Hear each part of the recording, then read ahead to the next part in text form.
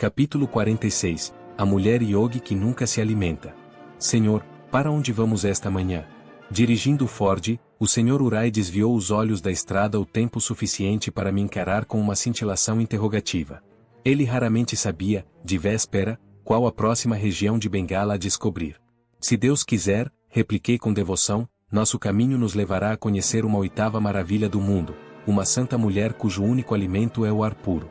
Os assombros se repetem, depois de Teresa Nilma.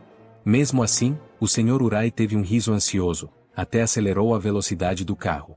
Mais trigo excepcional para o seu moinho, para o seu diário de viagem. O seu não era o de um turista vulgar. Acabávamos de deixar para trás a escola de Ranchi, havíamos levantado antes do nascer do sol. Além de meu secretário e de mim, mais 3 amigos bengalis compunham a comitiva. Sorvemos o ar revigorante, o vinho natural da manhã. Nosso motorista guiava o automóvel com todo o cuidado, entre camponeses madrugadores e carretas de 2 rodas, lentamente puxadas por zebu sob a canga, ouvidos a disputar a estrada a um intruso, provido de buzina. Senhor, gostaríamos de saber mais a respeito da santa que jejua. Seu nome é Giribala, informei aos meus companheiros. Ouvi referências a ela, pela primeira vez, há anos atrás, de um amável erudito, Sititi Lau Nundi. Ele vinha com frequência à nossa casa de Gurpar Road para dar lições particulares a meu irmão Bichu. Disse-me Sititi Babu, conheço Giribala muito bem. Ela usa certa técnica yogi, que lhe permite viver sem alimento. Fui seu vizinho em Navabga, perto de Ishapur 405. Decidi vigiá-la de perto e nunca tive provas de que ingerisse comida ou bebesse. Meu interesse cresceu a tal ponto que procurei o Marajá de Burdwan 406 e pedi-lhe que realizasse uma investigação. Espantado com a história, ele a convidou a ir até o seu palácio. Ela concordou em submeter-se a uma prova. E viveu 2 meses fechada num pequeno retiro da residência do Marajá. Posteriormente, voltou ao palácio para uma permanência de 20 dias, e, a seguir, para uma terceira prova, de 15 dias. O próprio Marajá declarou-me que os 3 exames rigorosos o convenceram, acima de qualquer dúvida, de que ela jamais comia. E concluí, esta história de Sititi Babu permaneceu em minha mente por mais de 25 anos. Algumas vezes, nos Estados Unidos, eu me indagava se o Rio do Tempo não tragaria a Iogine 407 antes que eu a pudesse encontrar. Agora, deve ser bem idosa. Ainda não sei onde ela vive, nem se vive. Mas, dentro de poucas horas, chegaremos a Purulia. O irmão de Giribala tem uma casa ali. Às 10h30, nosso pequeno grupo conversava com esse irmão, Lambodar Dey, advogado em Purulia. Sim, minha irmã ainda vive. Às vezes, ela se demora comigo, aqui, mas neste momento se encontra no lar de nossa família, em Biur. Lambodar Babu lançou um olhar duvidoso ao Ford. Penso, Swami, que jamais qualquer automóvel se aventurou até um lugar interiorano tão remoto como Biur. Seria melhor se todos se resignassem aos solavancos de uma carreta de bois. Nosso grupo, em uníssono, jurou manter-se fiel ao orgulho de Detroit. O Ford vem dos Estados Unidos, disse eu ao advogado. Seria uma vergonha privá-lo da oportunidade de travar relações com o coração de Bengala. Que Ganesh 408 os acompanhe. Disse Lambodar Babu, com uma risada. E acrescentou cortesmente, se chegarem até lá, estou certo de que sua visita será um prazer para Giribala. Ela conta quase 70 anos, mas conserva excelente saúde. Diga-me, por obséquio, senhor, se é absolutamente verdade que ela de nada se alimenta? Encarei-o diretamente nos olhos, essas indiscretas janelas da alma. É verdade. Seu olhar era franco e leal. Durante mais de 5 décadas, nunca a vi provar a menor migalha. Se chegasse, de repente, o fim do mundo, eu não ficaria tão surpreendido como se visse minha irmã ingerindo alimento. A risada foi geral, devido à improbabilidade destes 2 acontecimentos cósmicos. Giribala nunca procurou a solidão inacessível para suas práticas de yoga, continuou Lambodar Babu. Sua vida inteira vem transcorrendo no convívio de seus familiares e amigos. Todos estão agora perfeitamente acostumados às estranhas condições em que ela vive. Qualquer um deles ficaria estupefacto se Giribala subitamente resolvesse comer. Minha irmã vive em discreto retiro, como convém a uma viúva hindu, mas nosso pequeno círculo em Purulia e Biur sabe que ela é, literalmente, uma mulher excepcional. A sinceridade do irmão era evidente. Nosso pequeno grupo agradeceu-lhe calorosamente e partiu para Biur. Paramos numa loja para comprar luxis e caril, atraindo assim um enxame de garotos que circundou o Sr. Urai para vê-lo comer com os dedos, a maneira simples dos indianos 409. Um exigente apetite nos revigorou para a jornada da tarde. Sem que o suspeitássemos naquele momento, ela viria a ser bastante penosa. Nosso caminho agora, em direção leste, cruzando arrozais queimados pelo sol, levava à zona Burdwan de Bengala. Prosseguíamos por estradas abertas na vegetação densa. As canções de Rainas e Bulbus 410, de pescoço listado, partiam de árvores cujas ramagens se pareciam a enormes guarda-sóis. De vez em quando, topávamos uma carreta de bois, o chiante rim-rim do eixo, e das rodas de madeira com aros de ferro, contrastava em nossas mentes, de forma nítida, com o deslizar dos pneus no asfalto aristocrático das cidades. Dick, pare, meu súbito pedido resultou num solavanco de protesto do Ford. Essa mangueira carregada de frutos está gritando um convite perfeito. Como meninos, corremos os 5 para o terreno coberto de mangas, a árvore desprendera prodigamente os seus frutos à medida que se tornavam maduros. Muita mangueira nasce para não ser vista, parafraseei, e para desperdiçar sua doçura no chão de pedras. Nada igual a isto nos Estados Unidos, hein, Swami? Disse, rindo, Sailesh Mazumdar, um de meus estudantes bengalis. Não, admiti, repleto de mangas e de contentamento. Que falta sentida esta fruta no Ocidente. Sem mangas, o paraíso para o hindu é inconcebível. Atirei uma pedra, fazendo despencar uma beldade orgulhosa do ramo mais alto. Dick, perguntei, entre nacos de ambrosia aquecida ao sol tropical, todas as máquinas fotográficas estão no carro? Sim, senhor, no porta-malas. Se Giri Bala provar que é uma verdadeira santa, quero escrever a respeito dela no Ocidente. Uma Yogini hindu, com poderes tão inspiradores, não deveria viver e morrer desconhecida, como a maioria destas mangas. Meia hora mais tarde, eu ainda vagava naquela paz silvestre. Senhor, observou o Sr. Urai, devemos alcançar Giri Bala antes do poente, a fim de ter luz bastante para as fotografias. Ele acrescentou com um sorriso malicioso, os ocidentais são um lote de céticos, sem fotos, não se convencem. Esta pontinha de sabedoria era indiscutível, dei as costas à tentação e entrei de novo no carro. Você está com a razão, Dick, suspirei, enquanto avançávamos, sacrifico o paraíso de mangas no altar do realismo ocidental. Temos de conseguir fotografias. A estrada se tornou gradativamente mais doentia. Rugas na trilha das carretas, tumores de barro endurecido, as tristes enfermidades da velhice. Nosso grupo descia do carro, às vezes, para permitir ao Sr. Urai manobrar mais facilmente o Ford, enquanto nós empurrávamos por trás. Lambodar Babu disse a verdade, reconheceu Sailesh. O automóvel não nos transporta, nós é que o transportamos. A entrar e sair do carro já se tornava monótono, mas nosso tédio se amenizava, de vez em quando, com o aparecimento de uma aldeia, cada uma constituindo um cenário de fantástica simplicidade. Nosso caminho se torcia e se recurvava, cruzando bosques de palmeiras entre vilarejos antigos intactos, aninhados à sombra da floresta, registrou o Sr. Urai em seu diário de viagem, em 5 de maio de 1936. Extremamente fascinantes são estes aglomerados de choupanas de barro e tetos de sapé, com um dos nomes de Deus pintado sobre a porta. Muitas criancinhas nuas, brincando inocentemente detinham-se para regalar os olhos ou fugir selvagemente desta carruagem enorme, preta e sem bois, que cortava, alucinada, a sua aldeia. As mulheres simplesmente espiavam das sombras, enquanto os homens se refestelavam preguiçosamente sob as árvores, à margem do caminho, irias aparentando indiferença. Em certo vilarejo, todos os habitantes tomavam banho alegremente num grande tanque, vestidos, substituindo depois os trajes úmidos por outros secos que preguiavam em redor de seus corpos. As mulheres carregavam água para suas casas em enormes jarras de latão.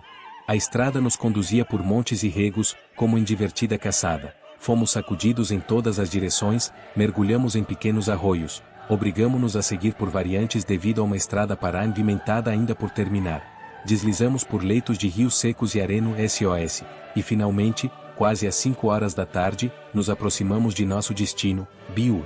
Esta diminuta aldeia no interior do distrito de Balcura, escondida sob a proteção de densa folhagem, é inacessível aos viajantes na estação das chuvas, segundo nos disseram. Então, os riachos são torrentes furiosas e as estradas assemelham-se a serpentes cuspindo seu veneno, a lama. Pedindo um guia a um grupo de devotos, que voltava para casa após as orações no templo, fora, no campo sem casas, Fomos assediados por uma dúzia de garotos escassamente vestidos, que treparam de ambos os lados do veículo, ansiosos de nos conduzirem à casa de Giribala. O caminho levava a um bosque de tamareiras abrigando um grupo de choças de barro, mas antes de alcançá-lo, o Ford inclinou-se momentaneamente em ângulo perigoso, arremessou-se para o alto e voltou ao chão. A estreita trilha, volteando árvores e uma cisterna, conduziu-nos por sobre regos a buracos e sulcos profundos. O carro estacou em uma moita de arbustos, a seguir, encalhou numa pequena elevação de terreno, obrigando-nos a remover parte da terra. Continuamos, lentamente, com toda a precaução. De súbito, a estradinha foi interrompida por uma capoeira, no meio da trilha carroçável, sendo necessário um desvio descendente à beira de um precipício que ia terminar num tanque seco, do qual nos livramos com algum trabalho de sapa. Repetidas vezes, o caminho nos pareceu intransitável, mas a peregrinação devia continuar. Garotos serviçais iam buscar paz e demoliam os obstáculos, bênçãos de Ganesh, enquanto centenas de crianças e pais nos olhavam com assombro. Prosseguíamos, logo, penosamente, a nossa rota, ao longo dos 2 antiquíssimos sulcos de carretas. As mulheres nos observavam com olhos muito arregalados, das portas de suas choupanas. Os homens seguiam em nosso rastro, de ambos os lados e por trás de nós. E as crianças corriam para aumentar a procissão. O nosso foi talvez o primeiro automóvel a transitar por estas paragens. Sindicato dos transportadores em carretas de boi deve ser onipotente aqui. Que impressão sensacional causávamos nós, um grupo de viajantes com um motorista americano, pioneiros montados num veículo resfolegante, e rompendo diretamente na praça principal de sua aldeia e invadindo seu antigo isolamento e santidade. Detivemo-nos numa viela estreita, a uns 30 metros do lar ancestral de Giribala. Sentíamos a emoção do sucesso, após a longa luta com a estrada, coroada por um último trecho, brutal. Acercamo-nos de um grande edifício de tijolos e estuque, com um andar superior, dominando as choças de adobe circunvizinhas. A casa estava passando por concertos, pois em torno dela se via o característico andaime tropical de bambus. Com febril esperança e reprimido júbilo, estacamos ante as portas abertas. Ali vivia a criatura abençoada pelo Senhor com o sinal dos que não têm fome. Constantemente boquiabertos se mostravam os habitantes da aldeia, jovens e velhos, nus e vestidos, as mulheres, um pouco à distância, mas também interrogativas, homens e meninos, sem nenhum rubor, colados aos nossos tornozelos, enquanto seus olhos fixavam o espetáculo sem precedentes. Uma figura baixa logo surgiu no vão da porta, Giribala. Envolvia-se num traje de seda cor de ouro baço. Segundo o costume tipicamente hindu, ela avançou, espiando-nos com modéstia e hesitação por sob a dobra superior do manto de Swadeshi que lhe cobria a cabeça. Seus olhos reluziam como brasas queimando sem chama, por entre as sombras da mantilha. Cativou-nos seu rosto de benevolência e autorrealização, livre da mácula do apego terrestre. Ela se aproximou mansamente e concordou em silêncio com o nosso pedido de fotografá-la e filmá-la várias vezes com nossas câmaras 4:1. Paciente e tímida, ela suportou nossas técnicas fotográficas, de ajuste e posição e de arranjos de luz. Por fim, tínhamos guardado, à posteridade, muitas imagens da única mulher no mundo que se sabe ter vivido sem comer nem beber por mais de 50 anos, Teresa Newman, naturalmente, jejua desde 1923. Muito maternal era a expressão de Giribala, ao permanecer diante de nós, inteiramente coberta por sua vestimenta solta e flutuante, sem que nada se visse de seu corpo a não ser a face de olhos baixos, as mãos e os pequenos pés. Um rosto de paz invulgar e de inocente equilíbrio, lábios largos, trêmulos, infantis, um nariz feminino, olhos estreitos e reluzentes, e um sorriso pensativo. Compartilhei das impressões do Sr. Urai sobre Giribala. A espiritualidade a envolvia toda, semelhante ao seu véu de suave brilho. Ela fez o gesto de pronon diante de mim, conforme a tradicional saudação de uma dona de casa a um monge. Seu encanto simples e sorriso quieto deram-nos uma acolhida superior à oratória melíflua. Esquecida ficou a nossa difícil viagem sob a poeira. A diminuta santa sentou-se de pernas cruzadas na varanda. Embora demonstrasse os sinais da idade, não tinha aspecto macilento. A pele cor de oliva conservava sua tradicional tonalidade pura e saudável. Mãe, disse eu, em bengali, durante mais de 25 anos pensei com ansiedade nesta verdadeira peregrinação. Quem me referiu sua vida sagrada foi Sititi Lal Nundi Babu. Ela acenou com a cabeça, em sinal de reconhecimento. Sim, bom vizinho em Navabgani. Atravessei o oceano e estive longe durante muitos anos, mas nunca esqueci meu plano de vê-la, um dia. O drama sublime que a senhora está representando tão imperceptivelmente deveria ser proclamado a um mundo que há longo tempo esqueceu o divino alimento interior. Por um instante, a santa ergueu os olhos, sorrindo com sereno interesse. Babá, venerado pai, sabe o que é melhor, respondeu ela, humildemente. Fiquei contente por ela não ter recebido minha sugestão como uma ofensa. Ninguém jamais como os yogis e as yogines reagirão à ideia de publicidade. Em regra, eles a evitam, desejosos de prosseguir em silêncio a profunda investigação da alma. Uma autorização interna, quando chega a hora, lhes permite exibir suas vidas abertamente, em benefício das mentes que buscam a verdade. Mãe, continuei, perdoe-me, então, por sobrecarregá-la com tantas perguntas. Por favor, responda somente as que lhe agradarem, compreenderei seu silêncio também. Ela estendeu as mãos em gesto gracioso. Responderei com prazer, na medida em que uma pessoa, insignificante como eu, possa dar respostas satisfatórias. Oh, não, insignificante não. Protestei sinceramente. A senhora é uma grande alma. Sou a humilde serva de todos, e fantasticamente, ela acrescentou, gosto de cozinhar e de alimentar os outros. Passatempo estranho, pensei eu, para uma santa que não come. Que seus próprios lábios me digam, mãe, é verdade que vive sem nenhum alimento. É verdade. Ela se manteve silenciosa por alguns instantes. Seu próximo comentário indicava que estivera lutando com o cálculo mental. Desde a idade de 12 anos e 4 meses até minha idade atual de 68, um período superior a 50 anos, não ingeri alimento nem tomei líquidos. Não sente a tentação de comer? Se eu sentisse necessidade de alimentos, teria de comer. Ela afirmou com simplicidade, não obstante, com uma classe régia, esta verdade axiomática conhecida no mundo que gira em torno de 3 refeições por dia. Mas a senhora se alimenta de alguma coisa. Havia em meu tom de voz uma objeção. Entendendo imediatamente, ela sorriu, sem dúvida. Sua nutrição provém das energias sutis do ar e da luz solar 412, e do poder cósmico que reabastece seu corpo através do bulbo raquiano. Babá sabe. Ela novamente concordou, em sua maneira de ser suave e sem ênfase. Mãe, por favor, conte-me algo de sua vida, de seus primeiros anos. Ela tem profundo interesse para todos na Índia e até para nossos irmãos e irmãs além dos mares. Giri Bala pôs de lado sua habitual reserva, mitigando a tensão com uma conversa informal. Assim seja. Sua voz era baixa e firme. Nasci nesta região de florestas. Minha infância nada teve de excepcional, a não ser a aberração de um apetite insaciável. Meu noivado ocorreu aos 9 anos de idade. Filha, advertia minha mãe frequentemente, trate de controlar sua voracidade. Quando chegar o tempo de viver entre estranhos, em casa da família de seu marido, que pensarão de você, quando a virem comendo sem parar? A calamidade que ela previra, aconteceu. Eu tinha apenas 12 anos quando me reuni à família de meu marido em Navabga. De manhã, à tarde, e à noite, minha sogra me humilhava para que eu sentisse vergonha de meus hábitos de gula. Suas repreensões foram, porém, urna bênção disfarçada. Despertaram minhas tendências espirituais adormecidas. Certa manhã, ela foi impiedosa em sua tarefa de ridicularizar-me. Nunca mais comerei enquanto viver, disse eu, sentindo a ferroada até a medula, e lhe darei provas em breve. Ah, é? Minha sogra riu-se com menosprezo.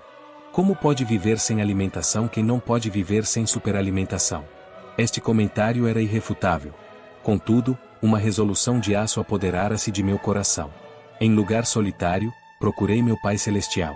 Rezei incessantemente, Senhor, eu te suplico, envia-me um guru, alguém que possa ensinar-me a viver de tua luz e não de alimentos. Um êxtase me acometeu. Sob um encantamento beatífico, parti para o Ghat de Navabga, no Ganges. Em caminho, encontrei o sacerdote da família de meu marido. Venerável Senhor, disse eu confiantemente, diga-me, por favor, como poderei viver sem comida? Ele demorou os olhos em mim, sem responder. E afinal falou, consoladoramente, filha, venha ao templo hoje à noite. Oficiarei uma cerimônia védica especialmente em sua intenção. Esta resposta indefinida não era a que eu procurava. Continuei a andar em direção ao Ghat. O sol matutino perfurava as águas. Purifiquei-me, como se fosse para uma iniciação sagrada. Ao me afastar da margem do rio, de roupa molhada sobre o corpo, à luz clara do dia, vi meu mestre materializar-se diante de mim. Minha querida pequena, disse ele com voz de amorosa compaixão, sou o guru enviado por Deus para satisfazer sua prece urgente. Ele ficou profundamente comovido com a essência invulgar dessa prece. De hoje em diante, você viverá da luz astral. Os átomos de seu corpo se reabastecerão de carga na corrente infinita. Jiri Bala silenciou. Tomei o lápis e o bloco de apontamentos do Sr. Urai e traduzi para o inglês alguns trechos de minha conversa a fim de informá-lo. A santa reatou a conversação, com voz suave, quase inaudível. O Gata achava-se deserto, mas meu guru lançou em torno de nós uma aura de luz protetora, para que nenhum banhista vagando por ali nos viesse molestar. Ele me iniciou numa técnica de cria que liberta o corpo se a dependência para com a grosseira alimentação dos mortais. A técnica inclui o uso de certo mantra 413 e um exercício respiratório mais difícil que os realizáveis por uma pessoa comum. Não implica magia nem drogas medicinais, nada além de cria. Imitando o repórter de um jornal norte-americano que, sem perceber, me ensinou sua arte, interroguei Jiri Bala sobre muitos assuntos que, pensei, seriam de interesse para o mundo. Ela me deu, fracionadamente, as seguintes informações. Nunca tive filhos, há muitos anos atrás, fiquei viúva. Durmo pouquíssimo, já que sono e vigília são iguais para mim. Medito à noite, cumprindo meus deveres domésticos durante o dia. Sinto ligeiramente a mudança de clima de uma estação para outra. Nunca estive doente nem sofri jamais qualquer doença. Sinto apenas uma leve dor quando sou ferida acidentalmente. Não tenho excreções físicas. Posso controlar as batidas de meu coração e minha respiração. Contemplo frequentemente em visões, meu guru e outras grandes almas. Mãe, perguntei-lhe, por que não ensina a outros o método de viver sem alimento? Minhas ambiciosas esperanças foram destruídas no mesmo instante, embora eu pensasse nos milhões de famintos que há no mundo. Não, ela abanou a cabeça. Recebi ordens estritas de meu guru para não divulgar o segredo. Ele não pretende intrometer-se rio drama divino da criação. Os agricultores não me agradeceriam se eu ensinasse muita gente a viver sem alimentos. As frutas deliciosas jazeriam no solo, sem mais utilidade. Parece que a miséria, a inanição a doença são chicotes de nosso karma que nos impelem, por fim, a buscar o verdadeiro significado da vida. Mãe, disse eu, lentamente, que adianta então, que utilidade há nisto, em ter sido eleita para viver sem alimentar? Provar que o homem é espírito. Seu rosto iluminou-se de sabedoria. Demonstrar que, pelo adiantamento na senda de Deus, o homem pode gradualmente aprender a viver da luz eterna e não da comida 414. A santa entrou em profundo estado meditativo. Seu olhar dirigiu-se para cima, a suave profundeza de seus olhos tornou-se inexpressiva. Ela exalou um certo suspiro, prelúdio do transe estático, isento de respiração. Por algum tempo, voara ao reino onde não existem perguntas, ao paraíso da beatitude interior. A escuridão tropical descera. A luz de uma lâmpada de querosene bruxuleava com intermitência sobre as cabeças de muitos camponeses que se haviam sentado de pernas cruzadas, silenciosamente, nas sombras. Coriscantes vagalumes e remotas lâmpadas a óleo das choças teciam rútilos e caprichosos arabescos na noite de veludo. Soava o momento doloroso da partida, uma jornada lenta, tediosa, era a perspectiva do pequeno grupo. Jiri Bala, disse eu quando a santa abriu os olhos, dê-me, por favor, uma lembrança, uma pequena tira de um de seus saris. Logo ela voltou com um sari de seda de Benares, oferecendo-a com a mão, enquanto se prostrava repentinamente no solo. Mãe, disse eu com reverência, permita-me, com mais razão, tocar os seus pés sagrados.